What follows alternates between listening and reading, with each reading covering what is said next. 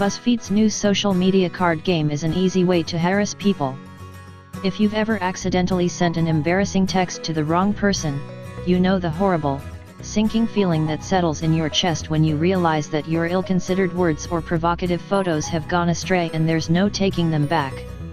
That sense of horror is the animating force behind Social Sabotage, BuzzFeed's new awkward party game. The concept is simple. Players receive cards that tell them where to share a message or video, your Facebook new feed, your mom, your ex, and what to share, the picture in your camera roll, a text that says "I love the smell of my own farts." All you have to do is pick your poison from the available options, and hit send. It's a game that feels halfway between Cards Against Humanity and Truth or Dare, a modern twist on the prank call that is designed to implode your beautifully curated digital life. It's also a great way to promote online harassment, a phenomenon that needs absolutely no encouragement. While many of the options are silly or innocuous, others veer uncomfortably toward the sexual. Options listed in the promotional materials for the game include numerous messages one might not want to receive from, say, an ex. "Wanna be the +1 for my cuddle party? I'll be your puppy if you tell me I'm a good dog. Send me a photo of your pretty ears," and of course, eggplant emoji. A representative of BuzzFeed told The Verge that the cards were vetted and that their intent is to embarrass players, not their recipients. The written rules encourage participants to play with common sense. The idea of the game is for players to make themselves look and sound silly, not to humiliate anybody, especially the friends and family of the players. Think before you post. It's a nice sentiment, though a difficult one to take seriously in the context of a game where the entire premise is forcing other people to view provocative and potentially creepy messages without their consent.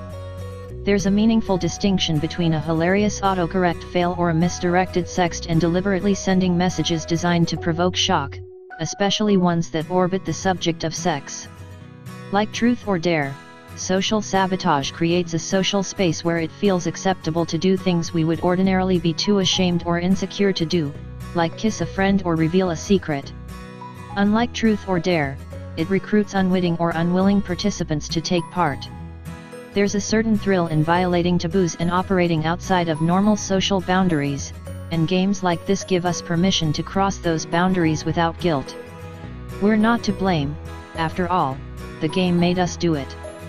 If you're looking for a reason to act inappropriately or offensively, Social Sabotage offers a ready-made excuse for anyone offended by your unwanted eggplant emoji. It's all just a game, just a joke. It's a convenient fig leaf for harassers and bullies of all stripes to hide behind, one that is only interested in the enjoyment and consent of exactly one person.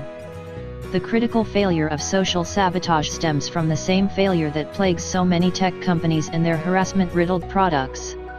It fails to sufficiently address the questions that every designer, engineer, or creator should ask about their work.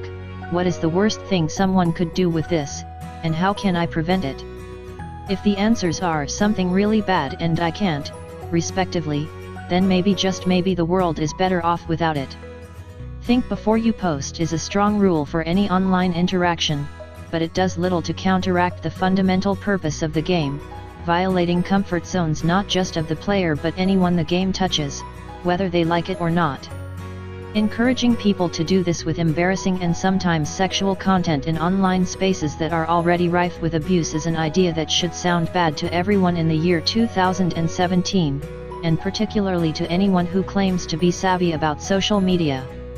Of course, Social Sabotage doesn't force people to harass. Being a creepy jerk is always a choice, but as virtually every social media platform has demonstrated with excruciating clarity, if you design a system that promotes, enables, or fails to curtail abusive behavior, then abusive behavior will follow. And when it does, the people who created that system will bear responsibility for it, their intentions be damned.